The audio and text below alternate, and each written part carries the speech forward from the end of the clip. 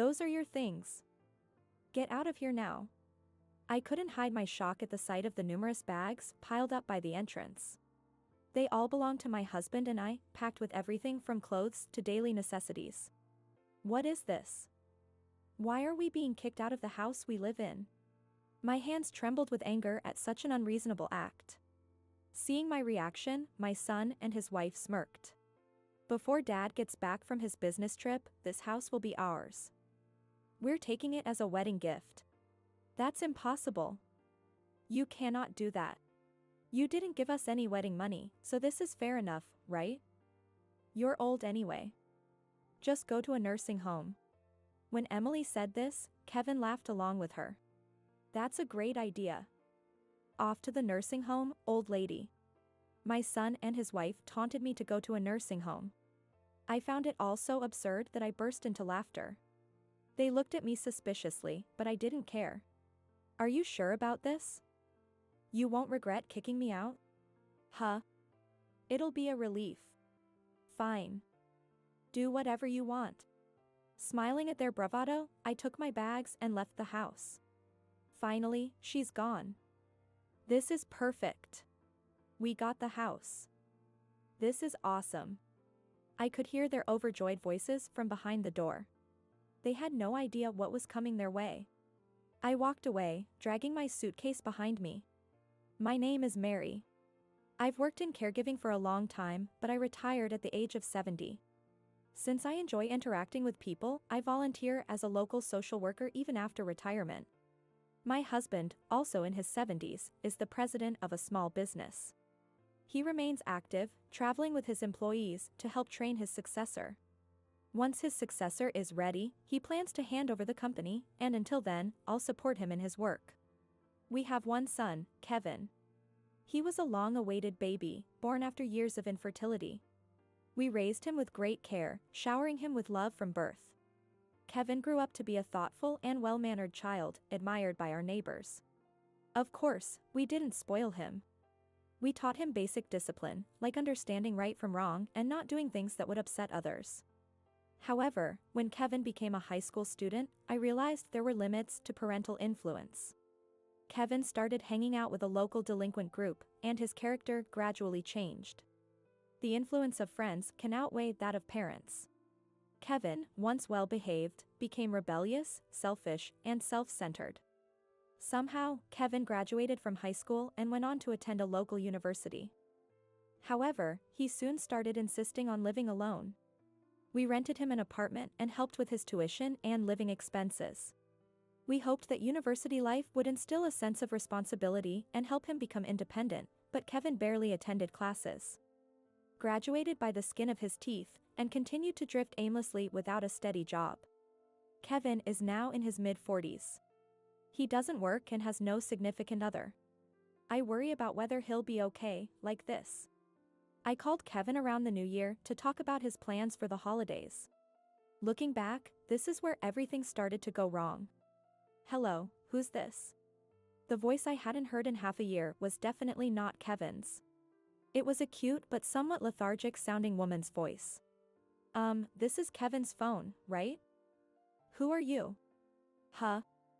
Who are you? I heard Kevin's voice faintly in the background as the woman responded. Emily, who's on the phone? Kevin, some old lady is calling you. I don't know any old ladies. Who is it? Kevin took the phone with a laugh, but when he realized it was me, his tone turned annoyed. Oh, it's you, Mom. What do you want? What's with that attitude? You haven't visited in years. How about coming home for the holidays? Your dad wants to see you. My husband had indeed been feeling very lonely. Probably even more than I did, he worried about Kevin's future and always wondered if he was doing okay. Given how they used to argue all the time during Kevin's teenage years, my husband was particularly concerned. However, Kevin's response was cold. Nah, coming home is a hassle. Emily's here, so I'm not coming. What? At least call your dad then. Yeah, I got it. And the girl who answered, is her name Emily? Are you dating her? Are you living together? I couldn't help but ask quickly, curious about the woman. I mean, it's common courtesy not to answer someone else's phone, even if you're dating. Would someone really call a complete stranger some old lady? Honestly, it's quite rude. But instead of answering, Kevin let out an irritated sigh.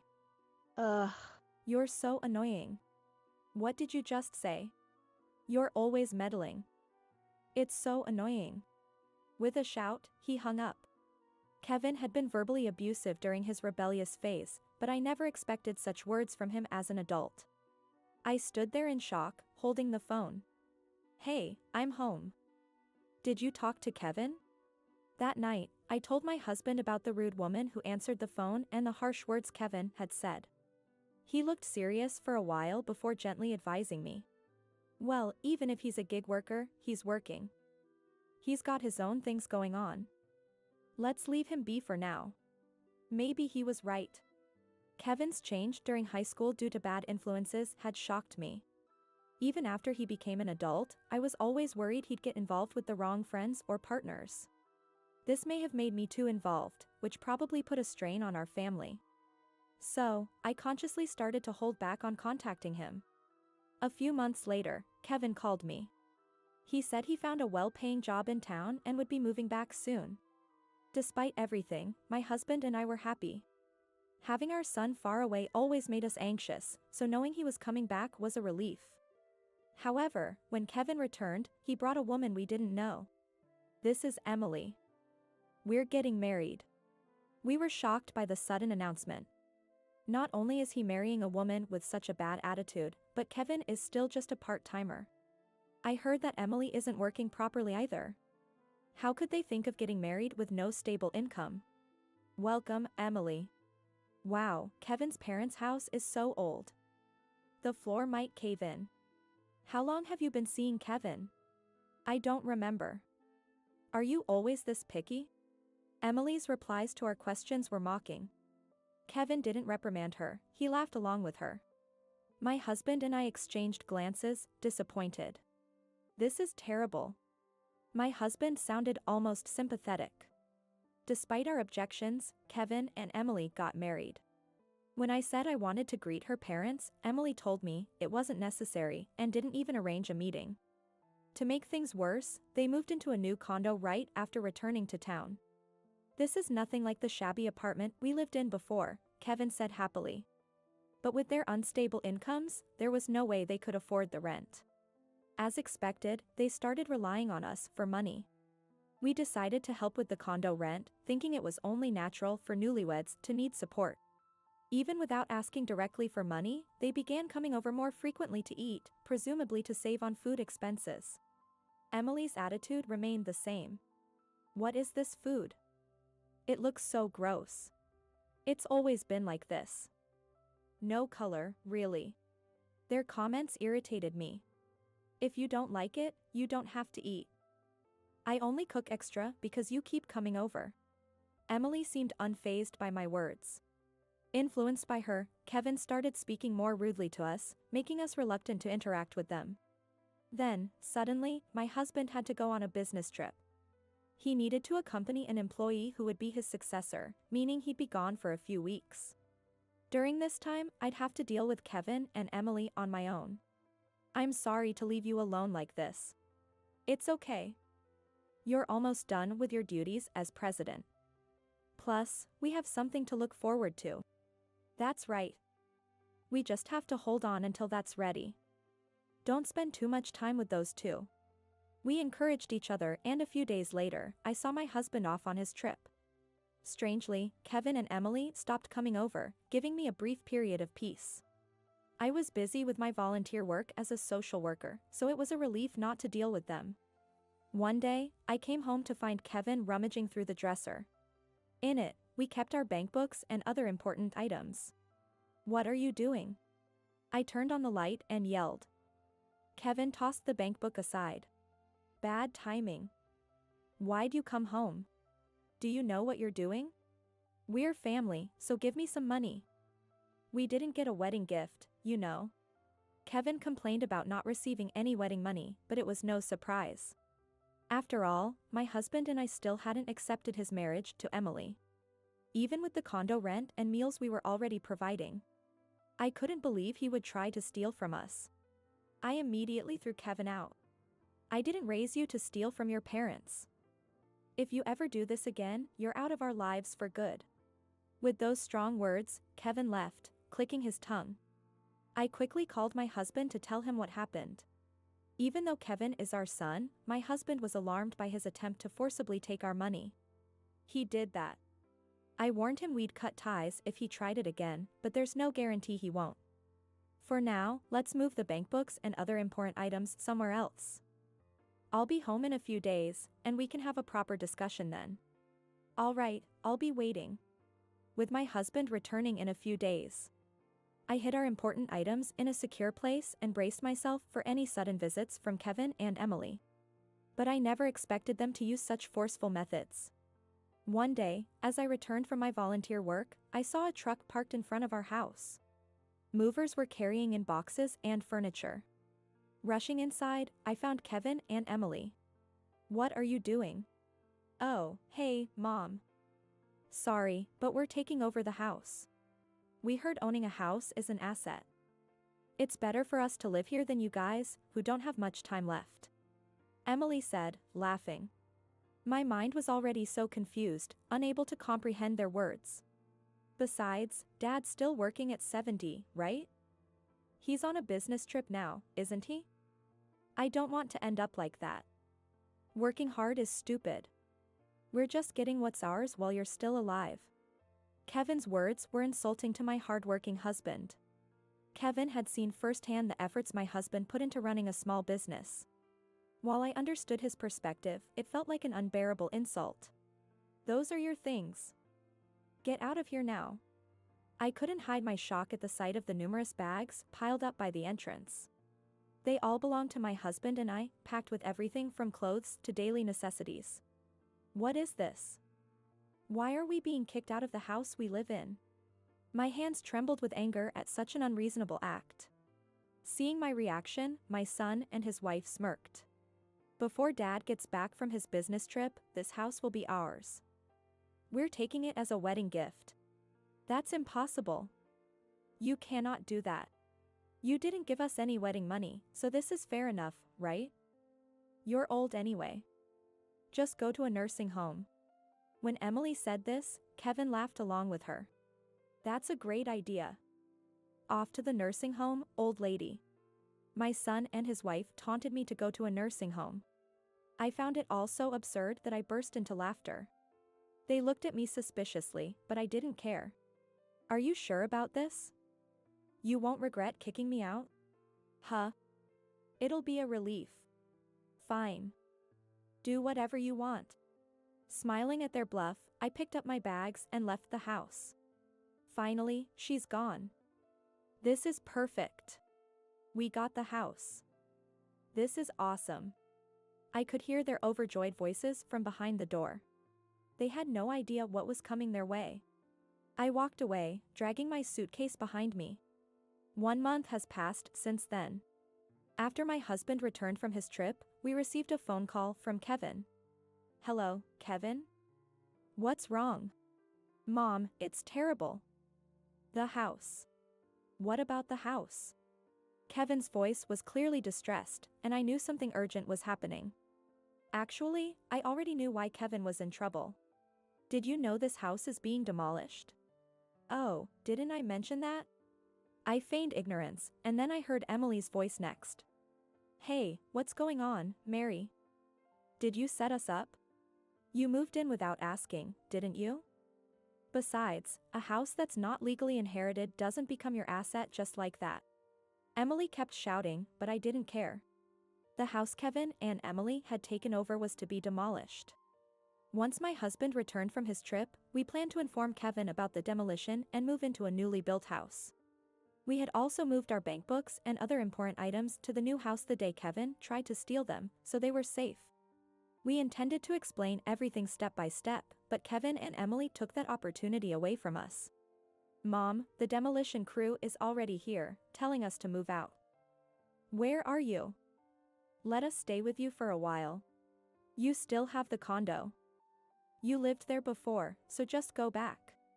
We already canceled the lease because we thought we'd get the house. Even though he is my own son, I was amazed by his lack of foresight. Apparently, they had canceled the condo lease, expecting to live in our house and use the money I paid for their rent freely. Then they found out the house was scheduled for demolition. But it was no longer our concern. You two should leave quickly. If someone other than the owner stays in a house set for demolition, you could be charged with trespassing. What? We're family. Help us. You're the ones who told us to go to a nursing home. We moved out as you wished, so now you deal with the consequences. With that, I hung up the phone. Demolition started, and our longtime home disappeared without a trace. I feared Kevin and Emily might refuse to leave and get into legal trouble, but that didn't happen. For a while, we lived peacefully, but the phone calls from Kevin and Emily didn't stop. We changed our phone number, but they tracked us down through local volunteer contacts.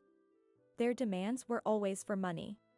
Kevin and Emily had lost their home, couldn't get a proper place to live without steady jobs, and now lived in company housing while working at a factory. Despite having a place to stay, they still wanted to live luxuriously on someone else's dime.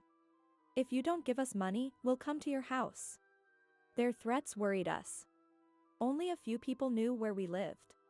My husband had just retired and handed over the company to his successor, but had informed some employees of our new address. I doubt our employees would leak that information, but maybe you should talk to them, just in case. While we discussed this, Kevin and Emily visited my husband's company. The new president informed us about their visit. We were worried they might cause trouble at the workplace. But the new president assured us they didn't. Everyone at the company knew about Kevin and Emily's behavior from my husband's complaints, and they were shocked by their treatment of me. When Kevin and Emily showed up, the staff firmly turned them away. They demanded to know our whereabouts, but no one told them. The new president even scolded them, asking how much more ungrateful they could be. Kevin and Emily left in frustration and hadn't returned since. The president promised to inform us of any harassment and take legal action if necessary, which we readily agreed to. We received reassuring words from the company that they intended to protect my husband and me as a whole. My husband's hard work and good character had clearly earned this respect. And we made a firm decision. We're cutting ties with Kevin and Emily. They've caused trouble not just for us, but for everyone around us just to get money. Yes. I don't even miss them anymore. Though they are our children, they are separate individuals from us.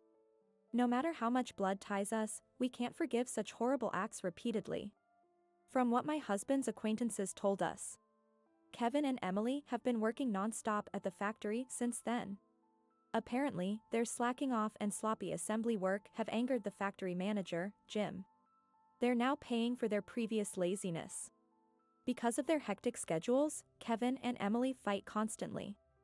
So much so that their neighbors in the company housing have complained about the noise. It's hard for them to save money because they spend it on gambling and smoking. The stress of not being able to save, combined with having no one to rely on, must be tough. But I can't feel sorry for them. Their constant begging for money was a result of never having worked properly. I hope their factory job might help them change for the better. Occasionally, Kevin still sends messages or calls. He says things like he's sorry for kicking us out and that he wants the family to get along. Although he seems to be changing, I still can't trust him. People can only live together when both parties are independent and considerate of each other. It's hard to start over while they are still so self-absorbed. After my husband retired, we rented land and started a vegetable garden. This was something he'd wanted to do since he was young, and now it was finally happening.